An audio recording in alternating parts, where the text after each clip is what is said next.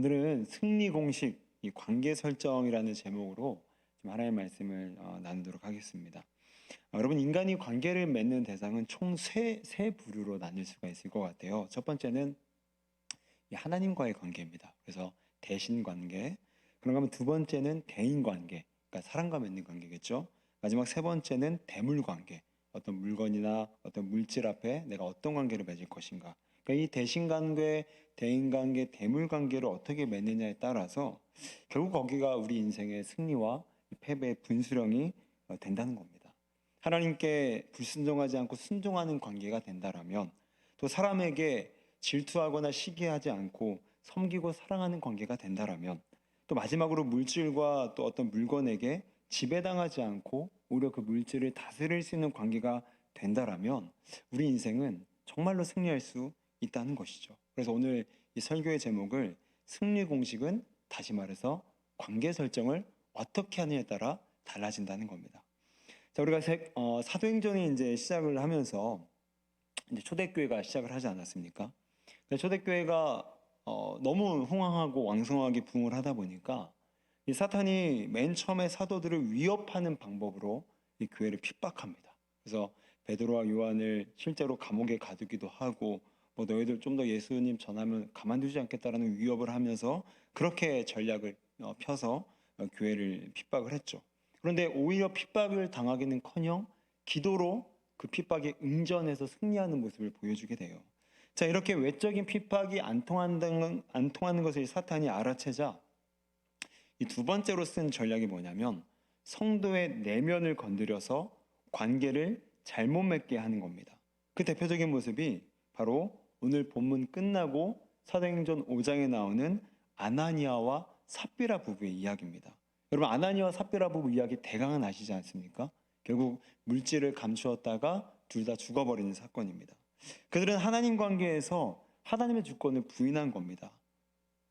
물질이 내 소유라는 착각 속에서 그들의 결과를 맞이했다는 거죠.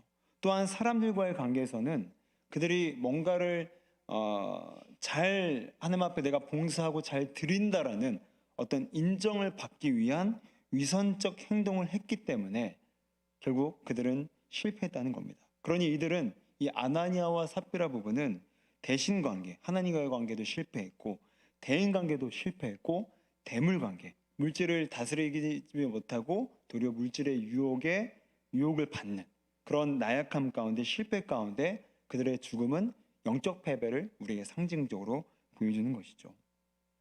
여러분, 사탄의 전략은 오늘날에도 우리에게 동일하게 다가옵니다. 우리가 관계를 잘못 설정하게 만들어서 무너지게 한다는 거죠. 그렇다면 우리는 여기에 어떻게 승리할 수 있을까요? 이 세 가지의 관계를 어떻게 해야 우리는 실패가 아닌 성공의 인생을 살 수 있겠습니까? 그 답을 오늘 본문 사도행전 4장 32절에서 37절 말씀이 우리에게 보여줍니다. 자, 오늘 본문을 보시게 되면 이 초대교회는 하나님과 사람 앞에서 제대로 관계를 맺고 있는 모습이 나와요.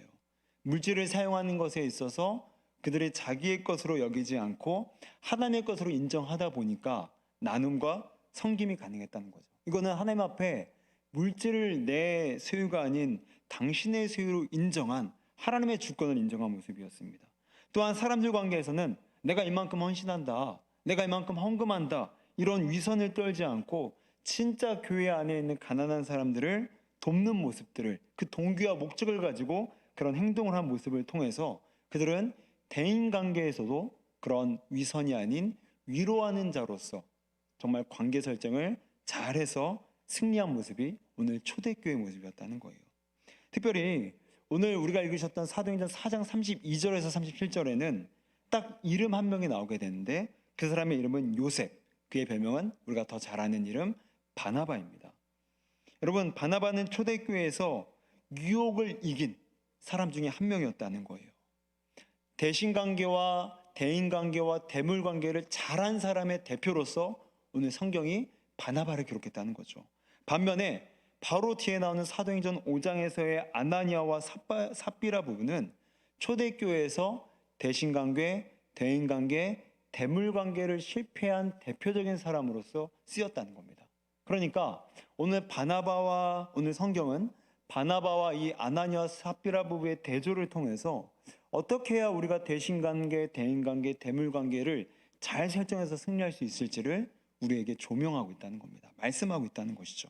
그래서 오늘은 두 가지, 특별히 하나님과의 관계에서 또 사람과의 관계에서 우리가 어떻게 관계를 맺어야, 어떤 원리를 붙잡아야 우리가 승리할 수 있겠는가, 좀 두 가지를 살펴보려고 합니다. 첫 번째는 먼저 바나바는 사람과 관계할 때 위선이 아닌 위로의 사람으로 관계를 설정했다는 거예요.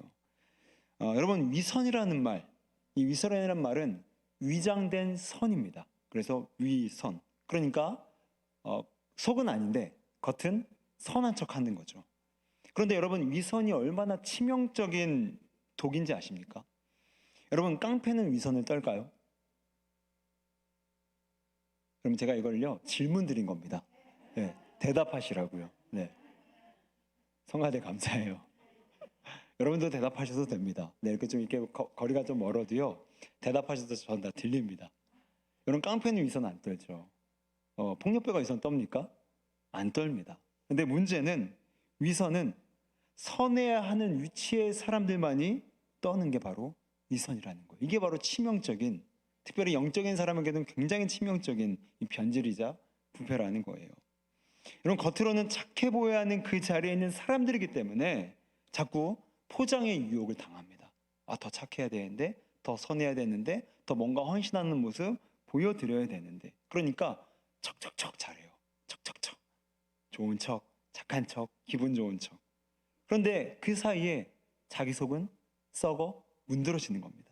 악으로 도배되고 시기와 질서로 도배됐는데도 자꾸 척척척 해야 되니까 자기도 모르는 사이에 자기의 겉모습에 때로는 자기도서가 자기가 좋은 사람인 줄로 착각을 하는 사이에 나도 모르게 나는 하나님과 점점 더 거리가 멀어져서 그 부패와 그 변질을 막을 수 없는 상태로까지 번질 수 있다는 게 바로 이 위선이 가진 치명적인 독과 같은 성질이라는 거죠. 자, 그러다 보니까 예수님조차도 틈만 나면 제자들에게 너 위선 떨지 말아라, 너 외식하지 말아라, 회칠한 무덤처럼 굴지 말아라, 틈만 나면 위선에 대해서 말씀하십니다. 왜냐하면 그 틈만 나는 걸 가만두게 되면 제자들이 자꾸만 종교인이 되고 척하는 척하고 착한 척하고 선한 척하는 사이에 영적인 장애인이 될까봐 높아심 가운데 예수님께서 계속해서 위선과 외식을 경계할 것을 말씀하실 만큼 위선은 예수님 보시기에도 특별히 기독교인들에게는 치명적인 부분이라는 거예요. 여러분, 생각해 보십시오. 교회를 다니는 사람들은 무조건 착해야 되는 압박을 받습니다. 여러분, 목회자들이 가장 많이 시달리는 컴플렉스가 어떤 컴플렉스인지 아시죠? 착한 사람 컴플렉스입니다. 다 예스해야 되고, 다 드려야 되고, 모든 것에 다 감사와 기쁨의 모습을 살아가야 돼요. 그런데 때로는 그렇게 안 됩니다. 때로는 척해야 되는 상황이 목회자의 유혹으로도 다가올 수 있다는 거죠. 여러분, 그만큼 교회를 다니는 분들은 더 치명적인 위선의 유혹에 사로잡힐 수 있다는 거예요. 여러분, 오늘 아나니와 삽비라 부부는 여러분, 성경에 이름이 나왔다는 것은 아마도 성경학자들에 따르게 되면 이분들이 교회의 중직이라고 보는 거예요. 왜냐하면 대표성을 지닌 사람들이었기 때문에 이 사람들이 유혹당해서 실패한 모습을 반면교사 삼으라고 담았기 때문에 이들은 굉장히 교회의 높은 직분에 속했던 자들이었을 겁니다. 그런데 그 사람들이 결국에는 교회의 가난한 자들을 돕기 위함이 아니라 자기의 직분과 자기의 대표격에 걸맞는 돈을 드리겠다고 약속을 하게 됩니다. 근데 여러분, 사도행전 5장 2절을 보시겠어요? 우리 그 뒷장을 넘어가셔서 2절을 보게 되니까 이들은 약속한 돈 중에서 얼마를 감추게 됩니다. 감추었다는 단어가 나요. 여러분, 왜 감췄을까요? 이들은 애초에 돈을 드리려는 이유가 사람들에게 잘 보이고 인정받기 위해서였음을 말해주는 거예요. 그런데 막상 그 약속한 돈을 드리려고 하다 보니까 내가 잘 보겠다라는 이미 의도는 성취가 된 것 같고, 그래서 이 돈을 다 드리기 아까운 거예요. 드린 모습은 이미 나타났으니까, 이미 내 의도는 이미 성취가 됐으니까. 그래서 감춰버렸다는 거죠. 그러니 오늘 이들이 징계받은 이유는, 여러분 오해하지 마십시오. 이들이 대표임에도 불구하고 돈을 적게 드렸다? 또한 뭐 어느 정도 중직인데도 그에 걸맞는 헌금을 안 드렸다? 하나님께서 그래서 이들을 죽이셨다는 게 아니고요. 이들은 돈을 드리는 목적이 바로 위선이었기 때문입니다. 아나니와 삽비라는 정말 훌륭한 분이다. 아나니아 삽비라는 자기 먹을 것 없어서 돈을 드릴 수 있는 깜냥이 있는 사람이다. 참 아나니아 삽비라는 정말 신앙인이다. 이러한 칭찬과 인정 욕구 때문에 사도들의 발 앞에 돈을 갖다 드리기를 약속했고, 그런데 막상 드리려고 하니까 아까운 겁니다. 그러니 감췄다는 거죠. 그러니 오늘 이들의 실패는, 이들의 죽음의 결과의 원인은 작은 돈을 들여서가 아니라 돈을 드린 목적이 하나님과 무관했기 때문이라는 겁니다. 그럼 반면에 오늘 바나바는 위선자가 아닌 위로자의 삶을 살게 됩니다. 그런 사도행전에서 바나바가 집중적으로 위로해 주었던 사람 한 사람을 꼽자면 여러분 누가 떠오르십니까? 바나바 하면 누가 떠오르시죠? 바울이죠. 바울. 이런 사도 바울은 극적으로 회심을 하게 돼요. 그래서 말 그대로 새신자가 되게 됩니다. 그래서 우리가 새신자가 들어오게 되면 항상 무슨 사역합니까? 바나바 사역하는 거잖아요. 그래서 새신자에게 붙여줘서 그 새신자를 키우고 케어하고 잘 길러내서 교회 일꾼으로 만들어보자. 그래서 바나바 사역하는 거잖아요. 마찬가지로 사도 바울은 유대교에서는 대빵이었을지 모르겠지만 신생 종교였던 이 기독교에서는, 교회에서는 갓 신생아였습니다. 새신자였어요. 그런데 바울이 변화를 받고 예수를 만나서 내가 진짜 이제 주의 복음 전하려고 내가 왔다 했는데 여러분 믿어주겠습니까? 안 믿어주죠. 그렇게 우리를 핍박하고 우리 가족들을 잡아갔던 그 사울이, 그 바울이 변화를 받아서 왔다고 하는들 믿어주겠습니까? 그러니까 사도들도 이 바울에게 거리를 두는 거예요. 그리고 성도들도 바울에게 거리를 두는 거예요. 못 믿겠는 거죠. 그래서 사도 바울이 새신자잖아요. 너무 낙심을 한 거예요. 그래서 너무 낙심해서 낙향해서 고향으로 돌아가서 이 다소라는 고향에 돌아가서 무려 13년을 집거생활을 하게 됩니다. 그러니까 여러분, 하나님의 사람들이 준비됨에 있어서요 바로바로 쓰임받는 거 없더라고요. 제 옛날 제 멘토 교수님도 신학교 때, 야 너희들 이른 나이 때부터 성공하려고 하지 말아라. 그게 독이 된다. 다윗처럼 사울에게 한 13년 스토커 당하고 오늘 바울처럼 13년 정도 완전히 인생의 저쪽 구석에서 처박혀봐야, 그렇게 해서 겸손히 몸에 배워봐야 그때 하나님이 쓰신다. 이런 말씀 하시더라고요. 오늘 바울은 13년 동안 아무도 찾는 이 없는 고향에서 낙향해서 외롭게, 왜냐하면 유대교에 대한 비전을 잃어버렸기 때문에 아무것도 할 수 없는 것 아닙니까? 그런데 그때 바로 누가 찾아갑니까? 바나바가 찾아갑니다. 13년 동안 베드로도 요한도 그렇게나 유명했던 사도들 아무도 찾아가지 않았지만 유일하게 바나바 혼자만 바울이 있는 다소를 향해서 갔던 거예요. 근데 여러분 이게 얼마나 대단한 일이었냐면 바나바가 있던 곳은 바로 안디옥입니다. 안디옥에서 목회를 하고 있었어요. 그런데 바울이 있던 곳이 어디였다고요? 제가 왜 여쭤보냐면 이 같이 가려고 합니다. 그러면 설교는요 같이 가야 됩니다. 자꾸 이거 정신줄을 놓으시면요 자꾸만 이제 잃어버리시는 거예요. 지도에서. 사도 바울이 어디 있었다고요? 다소에 있었습니다. 그러면 바나바는 어디 있었다고요? 안디옥에 있었습니다. 근데 안디옥에서 다소까지의 거리가 여러분 왕복 320km입니다. 그러니까 우리 부천에서 320km 정도면은 뭐 한 대구 정도 될까요? 아니면 뭐 부산 직전 될까요? 그러니까 그만한 거리를 걸어간 거예요. 걸어가서 이 바울을 안디옥에다 불러다가 자기가 목회하던 그 교회를 바울에게 후임으로 넘겨주고 자기는 또 떠나게 됩니다. 그러니까 그만큼 바나바는 정말 사랑의 사람이었어요. 오늘 34절에서 바나바, 그 요셉, 원래는 이 실명이 요셉이었잖아요. 별명이 뭐라고요? 바나바. 근데 그 뜻이 뭐라고요? 위로의 아들. 얼마나 그 마음 가운데 사랑이 가득하고 타인을 향한 배려와 타인을 향한 환대가 몸에 배어 있었는지 별명 자체가 위로의 아들입니다. 우리 정말 본받아야 돼요. 여러분 별명이 뭡니까? 동네에서 여러분 별명이 무엇입니까? 어떤 분은 싸움따 그래요. 기도 좀 해달라고 전화가 왔었어요. 어떤 분은 욕쟁이랍니다. 동네에서. 여러분 우리의 실명이 아니라 우리의 별명이 우리의 삶을 증거합니다. 근데 오늘 바나바는 위로의 아들. 얼마나 좋습니까? 그래서 320km를 왕복해서 그 바울을 데려다가 자기 후임자를 물려주고 자기는 떠납니다. 그렇게 바울을 세워줬던 거예요. 모든 것을 바울 입장에서는 단념했을 겁니다. 여러분, 무려 13년입니다. 13년 장결자가 된 거예요. 완전히 그냥 잊혀져 버린 거예요. 내가 유대교에 있었으면 잘 나갔을 텐데라는 후회도 했을 겁니다. 그런데 그 13년 동안 간절과 완전히 인생에 쪼그라들어서 저쪽 주변부에 머물렀던 인생 가운데 마치 예수님이 찾아오신 것처럼 바나바가 찾아와서 바울을 세워주고 바울을 이끌어주고 바울을 위로해 주었다는 겁니다. 여러분, 오늘 이 사실이 우리에게 주는 도전이 무엇입니까?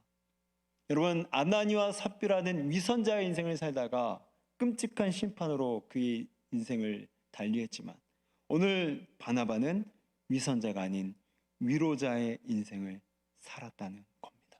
그리고 성경은 위로자의 대표로 바나바를, 위선자의 대표로 아나니와 삽비라의 부부를 이름으로 꽝 찍어서 2000년이 지난 다음에도 바나바 하면 너무 좋다, 닮고 싶다, 아나니아 삽비라 하면 에이, 이런 반응을 끌어낼 만큼 이들은 명백하게 판이하게 다른 모습으로 이름이 기록되었다는 거죠.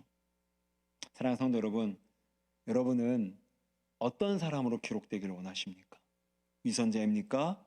아니면 위로자이십니까? 이번 주에 제 고모에게 제 책을 출간했다고 연락을 드렸어요. 왜냐하면 이렇게 정기적으로 저를 후원도 해주시고 또 기도도 해주셨던 정말 좋은 분이어서 한 몇 년 만에 연락을 드렸습니다. 직접 통화를 했는데 저는 너무너무 저도 자랑스럽고 좀 칭찬도 받고 싶고 연세가 많으신 고모님이니까. 그런데 다짜고짜 바로바로 아들, 딸 얘기를 하는 거예요. 야, 조 목사, 우리 아들이 34살이고 우리 딸이 32살인데 아직도 장가 시집을 안 갔다. 이거 어떻게 해야 되냐?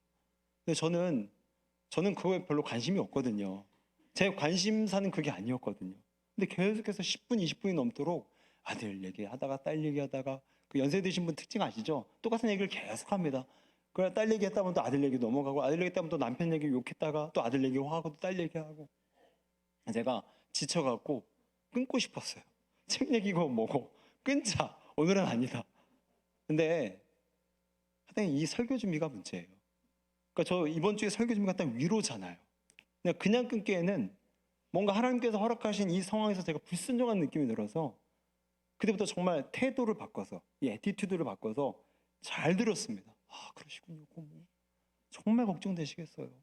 그러니까 진심 반 의무 반이었어요. 그렇게 한 또 10분 이상을 또 통화해서 그래요, 고모, 제가 선자리 한번 알아볼게요. 좋은 청년 있으면 소개 한번 해볼게요. 그럼 혹시나 34살, 32살 좋은 짝들이 있으면 저에게 연락 주시면 되게 좋은 지체들이거든요. 정말 신앙 좋고 인물 좋고 직업 좋고 하여튼 연락 주시면 좋을 것 같은데 그렇게 정말 다 했습니다. 고모, 하나님의 때가 있습니다. 기다리십시오. 제 주변에 막 40살 넘어도 장가간 분이 있습니다. 절대 포기하지 마시고 하나님의 때를 기다리십시오. 딱 그렇게 딱 끊었어요. 전화를 끊고 한 5분 안에 5분 됐나요? 카톡이 온 거예요. 카톡 내용을 봤더니 조 목사가 말한 것만 들어도 진짜 위로가 된다. 이러면서 저한테 카톡을 보내주시는 거예요. 그러면서 저에게 작지만 또 일정금에 또 책 냈다고 또 후원금을 또 보내주셔서 얼마나 감사한지 몰랐습니다. 여러분, 후원금이 중요한 게 아니고요. 제가 곰곰이 오늘 또 설교를 준비하면서 우리는 너무 주일이라고 하면 너무 힘이 잔뜩 들어가서 막 선교지 가야 되고 막 위로하면은 내 전세 막 팔아가고 막 그런 정도로 우리가 생각을 하시는데 우리의 일상의 일이라는 겁니다. 우리 일상에서 작은 눈빛 하나가 저 사람을 죽일 수도 있고 저 사람을 살릴 수도 있는 거예요. 우리 일상에서 대강 전화 한 통 하는 것과 그렇군요, 그러세요, 힘내세요, 이 한마디는요 저 영혼에 어마어마한 출렁거림을 선사할 수 있다는 거죠. 여러분, 저는 고모의 인생 가운데 그 한순간만큼은 고모의 위로자로 각인이 되었고 기억이 되었습니다. 우리에게는 매일매일 결단의 순간이 찾아옵니다. 위선자가 될 것인가, 위로자가 될 것인가. 그런데 분명한 건 위로자가 되는 건 어렵습니다. 왜냐하면 나를 부인해야 타인을 위로할 수 있거든요. 내가 무기력해도 그 사람에 대한 애잔함이 있어야 그를 살릴 수가 있거든요. 그런데 그걸 시도했을 때 일상의 작은 범사의 일이지만 그 일상의 작은 일을 그 타인을 향한 조금의 마음이라도 품고 시도했을 때 정신 그 순간만이라도 바짝 차려서 대강 눈뜨지 말고 눈 크게 뜨고 그 사람을 호의와 환대로 받아주었을 때 그 사람은 그 눈빛 하나만으로도 살 수 있다라는 겁니다. 그러니까 여러분 이따가 집에 가실 때 빨리 차 탄다고 옆 사람은 내려오든 말든 신경 안 쓰고 돌아가시는 시간이 아니라 한 번 더 눈빛으로 인사해 주시고 한 번 더 하이파이브 해주시고 한 번 더 잘 지냈어라고 말하는 그게 바로 타인을 살리게 된다는 거죠. 근데 여러분 이렇게 우리가 말씀 가운데 결단하고 그래 위로해보자, 위로자가 되보자, 위선자보다는 위로자가 낫지 않겠는가 결단하지만 참 쉽지 않습니다. 우리 갈라디아서 2장 13절 말씀을 좀 화면에 보여주시게 되면, 자 갈라디아서 2장 13절입니다. 남은 유대인들도 그와 같이 외식함으로 바나바도 그들의 외식에 유혹되느니라. 여러분 외식과 위선은 같은 말입니다.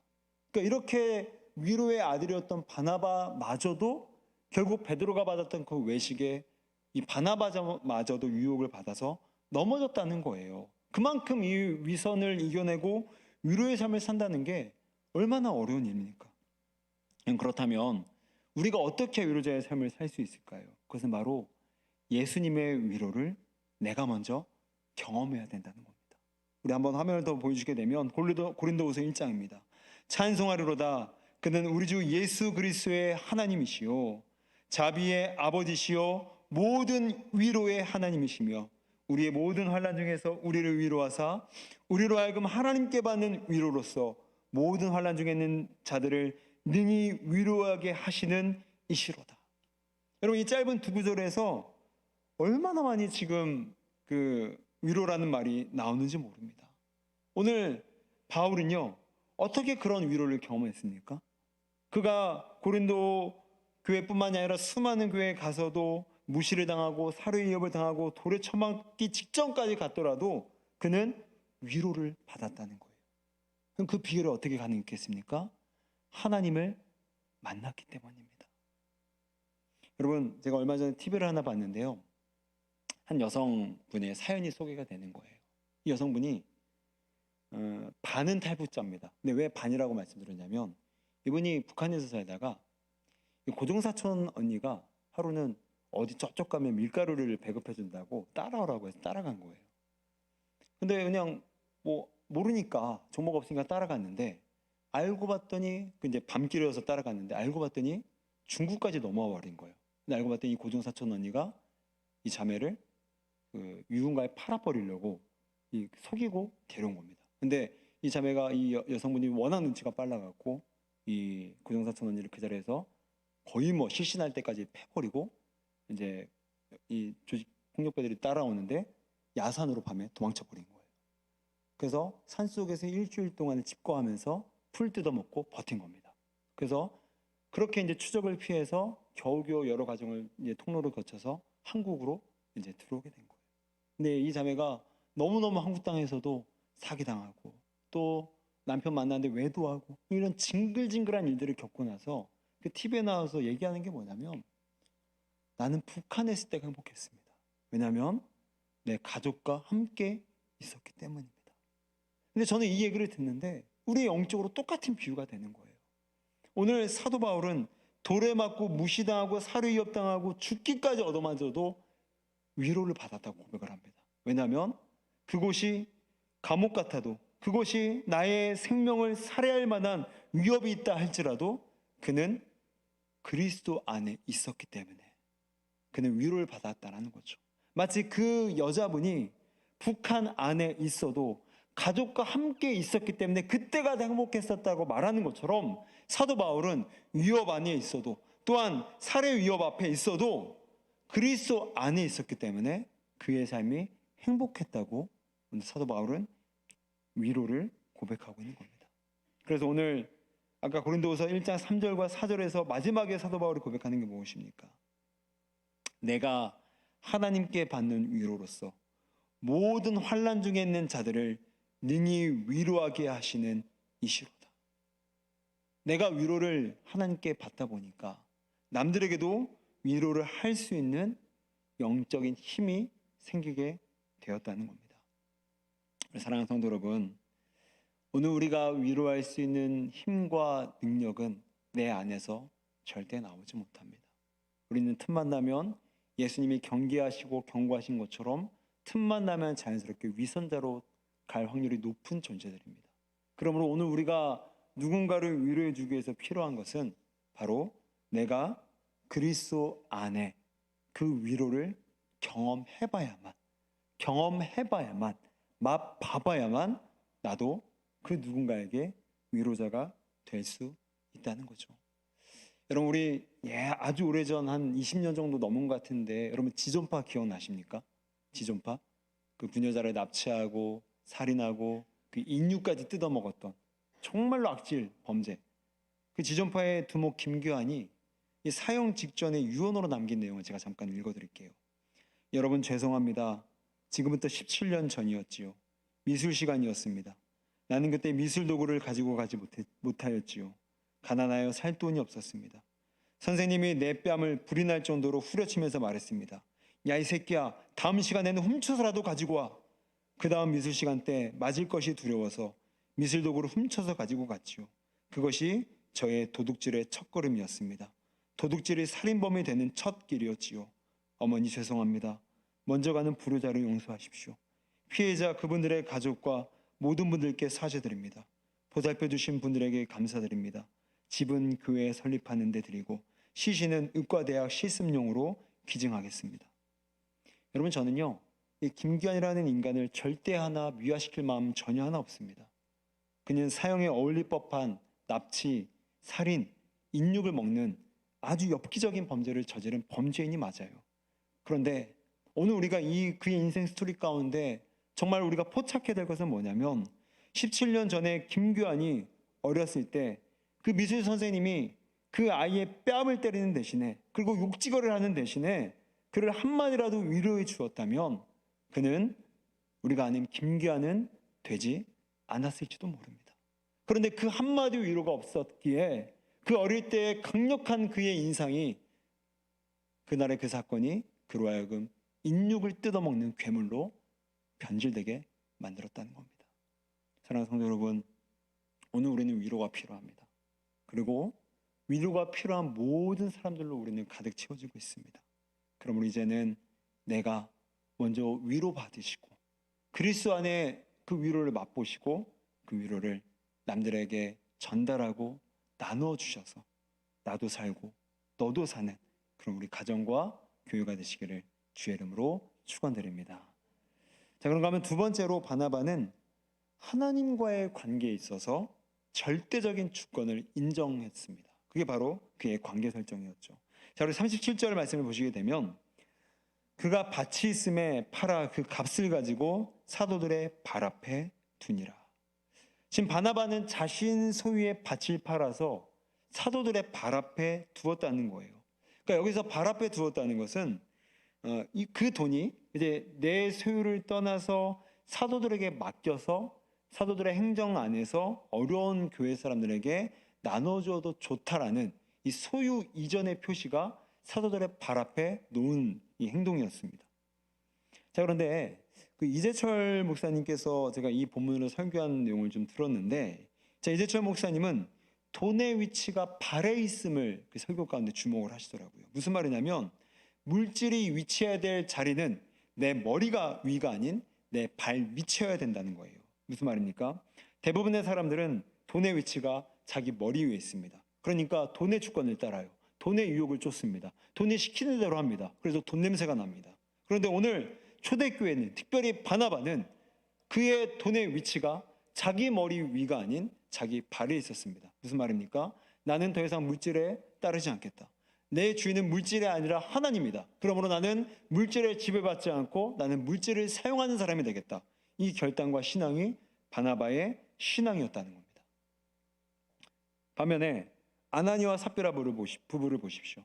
돈의 지배를 받습니다. 우리가 아까 읽었던 사도행전 5장 2절을 다시 한번 보시게 되면 그 값에서 얼마를 감춤해.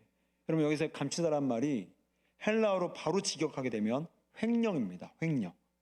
그러니까 오늘 아나니와 삽비라 부부는 감추었던 행동 자체 이전에 뭐가 문제였냐면 그 돈의 소유를 자기 것으로 여겼던 것이 바로 횡령이었다는 겁니다. 우리도 마찬가지라는 거죠. 우리가 우리의 물질을 내 것으로 여기는 순간 그건 횡령 범죄가 된다는 겁니다. 오늘 사도행전 5장 2절에 말씀하는 것처럼요. 그러므로 오늘 아나니와 삽비라는 그것들이 심판으로서 죽음을 당한 이유가 무엇입니까? 돈의 위치가 발밑에 있지 않고 내 머리 위에 있었기 때문인 겁니다. 그러니까 돈의 유혹에 쉽게 무너지고 돈의 주권을 따르며 돈을 숭배한 인생이었다는 거죠. 오늘 이 사실이 우리에게 주는 도전이 무엇입니까? 오늘 우리 머리 위에 무엇을 둘 거냐에 따라 우리의 성공과 실패가 결정이 된다는 겁니다. 바나바는 자신의 머리 위는 철저히 하나님의 자리다. 그리고 돈의 위치는 내 발밑이 되어야 된다. 내 발이 가고자 하는 데도 돈도 따라와야 되는 것이다. 내 발이 섬기자 하는 대로 돈도 따라와야 되는 것이다. 그러나 아나니와 삽비라는 돈의 위치를 발밑이 아닌 자기 머리 위에 주권의 자리에 두었기에 그들은 돈의 유혹을 절대로 이겨내지 못했다는 거죠. 여러분, 그렇다면 오늘 바나바가 받은 유익이 무엇이겠습니까? 다시 말해서 돈의 위치가 발밑에 있는 사람이 받는 유익이 무엇이겠습니까? 돈이 자기 발밑에 있는 사람은요, 자기 머리 위에 하나님이 있는 사람입니다. 생각해 보십시오. 자기 머리 위에 하나님이 있는 사람은요, 인격의 지배를 받습니다. 왜냐하면 하나님은 인격이 있는 분이기 때문인 거죠. 비전의 지배를 받습니다. 왜냐하면 하나님은 비전이 있는 사람이기 때문이죠. 생명의 지배를 받습니다. 왜냐하면 하나님은 생명이 계시는 분이기 때문인 거죠. 그러니까 하나님을 머리 위에 두는 사람은요, 자신의 삶에서 인격적인 일을 행합니다. 그런데 반대로 자신의 머리 위에 돈이 있는 사람은 돈이 인격이 있습니까?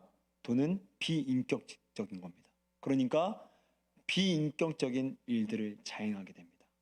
그러니까 돈 때문에 친구와도 원수가 되고 돈 때문에 부모와도 원수가 되고, 제가 얼마 전에도 한번 설교 때 예화를 말씀드렸지만 실제로 강남에서 고등학교 고3 수험생들을 고액과외비를 충당하기 위해서 고3 엄마들이 집단으로 성매매하다가 발각돼서 입건되는 사건까지도 한국에서 버젓이 일어나고 있습니다. 하나님이 내 머리의 주인이 되지 못하고 비인격체인 돈이 내 머리 위에 있다 보니까 내 삶에서 비인격적인 일이 자연스럽게 나가더라는 겁니다. 그러니까 박수홍 사건을 보십시오. 형이 없고 아버지가 없는 거예요. 돈 앞에 장사가 없는 겁니다. 왜요? 그 머리 위에 돈이 있기 때문인 거죠. 여러분, 강남중앙교회 그 정찬영 목사님의 설교를 제가 좀 들어보니까 이런 말씀을 하시더라고요. 모든 인간은 다 11조 한다는 거예요. 모든 인간은, 믿는 사람이나 안 믿는 사람이나 다 11조 한다는 거예요. 그러니까 제가 궁금해서 좀 더 들어보니까 이런 말씀을 하시는 거예요. 누구는 하나님께 11조를 하고, 누구는 병원비로 11조를 병원에 내고, 누구는 사기당해서 11조를 친구에게 사기로 갖다 바치고, 누구는 11조를 은행에다 했다가 은행이 망해서 그냥 은행에다 11조를 꼴깍하고 넘겨주게 된다는 거예요. 그럼 맞지 않습니까? 동의를 못 하시겠습니까? 저는 짧은 인생이지만 맞더라고요. 아무리 욕심내서 돈 쌓아 올려본들 뭐 많지도 않았겠지만 그 돈이 결국에는 다 어디론가 다 빠져나가더라고요. 사람을 위해서, 이웃을 위해서 쓰지 않고 이것도 내 욕심 좀 부려봐야지 라고 생각했던 것들이 나도 모르는 사이에 연말정산 해보면 병원비로 다 빠져가 있고, 차고 치는데 다 빠져가 있고, 친구한테 뭐 덤탱이 쓰는데 다 빠져나가 있고 그러더라고요. 그래서 이 정찬영 목사님 말씀이 저는 딱 맞더라고요. 다 11조 하는구나. 하나님께만 안 드릴 뿐이지 다 11조 갖다 바치는구나. 그러므로 오늘 하나님의 주권을 인정해서 돈을 내 발의 위치를 시키고 하나님만을 내 머리 위에 위치시키는 사람은 하나님과 함께 진정한 승리자가 될 수 있다는 겁니다. 오늘 바나바는 그 신앙의 원리를 붙잡았어요. 그래서 절대로 내 머리 위를 돈에게 뺏기지 않았습니다. 내 머리를 붙잡고 가신 분은 하나님이시다. 그래서 그분이 내 인생의 뇌가 되어서 그분이 시킨 대로 난 모든 것을 할 것이다라는 그의 인생과 그의 고백을 우리는 보고 있는 것입니다. 사랑하는 성도 여러분, 이제 말씀을 정리하도록 하겠습니다. 우리는 대신관계, 대인관계, 대물관계, 항상 모든 일은 이 세 가지 관계 안에서 다 맺어집니다. 여러분, 대신관계, 하나님의 주권을 내 머리에 올려놓으시고 순종하시길 바랍니다. 그리고 대인관계, 이 아나니와 삽비라처럼 나의 업적과 나의 공로를 기르기 위해서 가난한 사람들을 수단 삼아서 나의 헌신도와 봉사를 뽐내는 인생이 아니라 하나님께서 원하시는 대로 그들을 섬기고자 하는 진실한 마음으로 그들을 위로해 주는 자, 그런 대인관계가 되시길 바랍니다. 그 마지막으로 세 번째, 대물관계. 물질을 내 머리에 절대로 두지 않고 내 발밑에 두어서 하나님 원하신 대로 쓰겠습니다. 하나님 이끄신 대로 따르겠습니다. 라는 대물관계가 확립되셔서 이제는 대신, 대인, 대물관계라는 세 가지 관계 속에서 관계 설정을 잘 하셔서 끌려다니는 인생이 아니라 적극적으로 진취적으로 믿음으로 승리하는 우리 모두가 되시기를 주의 이름으로 축원드립니다. 기도하시겠습니다.